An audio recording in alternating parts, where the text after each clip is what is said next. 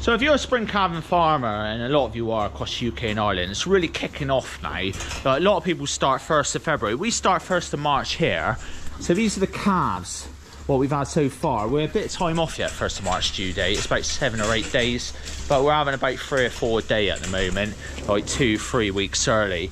And I haven't got no germs in the calves yet, and hopefully I don't, but quite often I do, because we've got a lot of calves and they are packed quite tight in this shed, and we put them in other sheds, and if the weather stays really bad we won't be able to work them out in ground, because a lot of these calves here, they will go out in the field on a big teat feeder at about 3 weeks old. Last year we couldn't do that because it's cold and wet, but we had a few germs last year, but we got through it because I've learned over the years how to do it. Now look at this shed, it's not a glamorous shed, so ideally, if I had like won the lottery and I had to build my own cow shed, I would build a shed completely shut off from the outside elements. It would be like air conditioned, like no outside weather interfering at all, because quite often it's the weather outside what messes your calves up. This is the perfect weather for germs to spread this year. It's wet, it's not ever so cold, it's just moisture everywhere. There's not much wind either. These calves here are what I'm feeding at the moment. I just fed them. I feed them, I start them off on these teat feeders because I just find it's easier. It doesn't matter if you use a bucket or a teat feeder, it's just what you prefer. I prefer using these because they're separate compartments. They're only good for calves up to about 2 weeks old, and then afterwards you've got to go on a different feeding system because they just put their heads under and beat the other calves off. So I start them off on that, and then I'll go to big circular feeders, pens of 20 usually, and then after that they go out in the field and they go on big 50 teat feeders. But usually that's just the heifers, the bulls will go to market. Now going back to like illness in calves, in any calf rear will get this. All the real good calf rears would have been through it. You don't rear calves without having problems, and you don't get good at rearing calves with like, you've got to learn from your mistakes. And I've done a lot of learning. I've been through all mine. I've been through it all with calves, so I've had loads dying through germs and whatnot. It's really got me down before, and I've learned slowly to build up. And this is what I do. I've got pens of 5, just because it works with the shed. I think no more pens of 10 really with learner calves. I've got fresh water in with the calves, no water troughs, just bowls, recycled bowls like this, and I tip the water out twice a day. Every time I come in there to feed these calves, in the morning or in the afternoon, I get out water, don't matter how fresh or how good it's looking, I tip it out and I put a new lot in. I keep an eye on the calves. Now these calves aren't going to get ill yet, because they're not over 7 days old. They're all under 7 days, and usually you start getting the germs when they're about 7 days plus. Look at this, they're all nice and dry around the tails, all wagging them because they're happy and healthy. So if you're going to get any germs, it's going to be after 7 days old. Before 7 days old you get an ill one, it's usually coming from your cows then. You want to vaccinate your dry cows with rotavirus and whatnot, but cryptosporidium and any other germ like that is going to be when the calf's 7 days old. Now that is going to happen, and it's going to spread like wildflower. It's going to rip through your cows. Ideally, if you see one, you want to get that calf removed from the group of calves straight away. You don't want to leave them there. But quite often, by the time you find that one, it's going through the whole lot. And then you've got to blanket treat everything. I put medicine in their milk, you know, I mix it in really well, and I blanket treat the whole lot. When I do individual ones, I make sure you get electrolytes, and you get at least 8 litres of water bagged into them a day, and only 1 litre of milk, because that milk will feed that virus. The virus won't kill the calf, but dehydration will. They will just shit and shit and shit, and if they go off their legs, they're pretty much finished. You're not really going to get that calf better. Sometimes they do, but not often. You're pretty much finished there. But as long as they're walking about and they're a bit wobbly and whatnot, you want to be straight on that. You don't want to leave it. You don't want to be like, oh, see what he's like this afternoon, he's not drank much. Because it's too late then. You've got to be straight on it. You've got to keep the discipline up, and you've got to be straight on it with these calves. There's no messing about.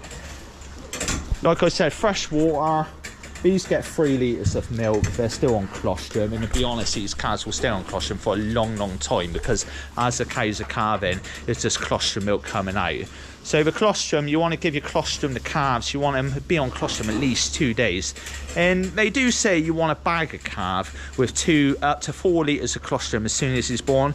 And you know, I do believe in that. I do think you need to do that. But I haven't been doing that for 2 years now. The calves here, they stay with the mother for one whole day, and then they come in here and go straight on the teat feeder across them. I don't actually bag them, and I don't dip their navels either. Now, I'm not saying don't do that. You know, dipping their navels is good if it works, but we haven't really had a problem. The beds have got to be dry, I find. If you're not going to dip navels and whatnot, when you get in a pen, you go like this. It can't be boggy, it's got to be dry. Now, if it's boggy, then go to wheat straw. Don't use barley straw, because barley straw holds more moisture. So we're going to have to watch that here, but we've only got barley straw at the moment. But ideally, we want to bed down with wheat straw. And then, because we bed the cows down with sand, really, you want to put about, I don't know, 2 inches of sand underneath to keep the filtration in. It doesn't matter if you've got a concrete floor or a stone floor.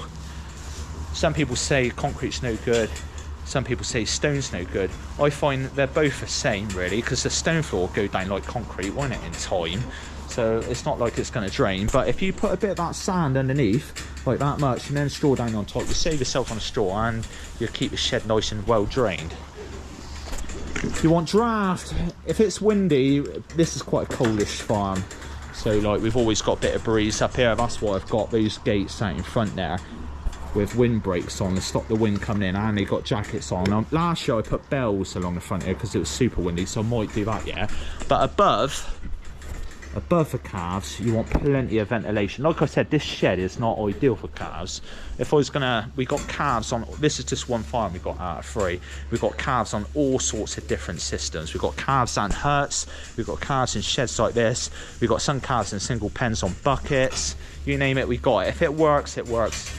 So we keep it the way it is. Here on these calves, banging through a lot, because I'm going to fill this shed right out. We're going to have like 250 calves in about 4 or 5 weeks. This is just, it's just going to get manic in about a week's time, and I'll fill this one up straight away, and then I'll get bigger ones in other sheds elsewhere so I can get them out and ground and get the calves gone, like the bull calves, gone to market. That's another thing with this farm, I'm not allowed to sell calves at market, bull calves, to at least 8 weeks old, or they got to go to a dealer what's going to rear them up and keep them on, like keep them alive. What's extremely hard, especially for me, shut down with TB here, it's to be honest, it's practically impossible. But you know, you got to do what you got to do with the rules. So like I said, I've got jackets on, but it doesn't make a massive difference. But we've got the jackets there, and they seem to be healthy enough. But if it was warmer and the sun come out, we take those jackets off. And to be honest, when you go out in the field on a teat feeder, when they're 3 weeks old and quite big, they won't have no jackets on, and they'll probably get fed once a day too, on about 6 litres of milk. But this is what I do, and I'll document it and show you going through and see how I go. And I won't hold nothing back either, because I, like I said, might start getting a few ill ones here now. You usually do. Not often do you sell through not having anything ill at all, you know, because every cow has a calf, and every calf is different. It's like a big school for the kids. You're gonna have a certain percentage of calves what are just not going to do that well. Regrouping too, that's a big thing. You got to keep grouping and regrouping. That's why I like these hurdles, because it's just easy to swap calves about and whatnot. You want to make it easy. It'd be hurdles all the way back through there. All that straw will be removed before long, and I can swap calves about all the time. You've got to keep the size right. You've got to keep the strong calves with strong calves. You can't have little weak ones what are getting pushed out. That's got to be took straight out straight away. That calf's got to be moved back again, because he will only go downhill if you don't do that. So regrouping, that's a big thing. Right, so I just took the teat feeders out of the calves, and I've chucked them in. I'm going to take them on out and wash them out and whatnot. But when it comes to your teat feeders with the calves, you want to keep the teat feeders with the group of calves. So these teat feeders, they will not go to calves elsewhere. They will stay with these calves. So like, you want to keep them nice and clean and wash them out, but I wouldn't say it's important to wash it and disinfect it every day if it's going to stay with that group of calves. You don't want to start feeding the older ones either and then go to the younger ones. If you're going to move teat feeders around because you ain't got enough and whatnot, start with the little ones and then work your way to the big ones. Don't do it the other way around. Make sure your milk's warm too. No cold milk. You got to keep it warm, especially in this country, in this temperature. You've got to keep it above 37 degrees, if not warmer. I actually like it quite hot. you know, not too hot so it burns their throats and whatnot, but I do like giving the calves nice hot steaming milk. I think it just does them better, especially in this weather, because at the end of the day, we're moving about, we're sweating, doing work. These calves are sat here all day, every day, and they're not really burning a lot of energy, so they're going to get cold and whatnot. So you want to think of that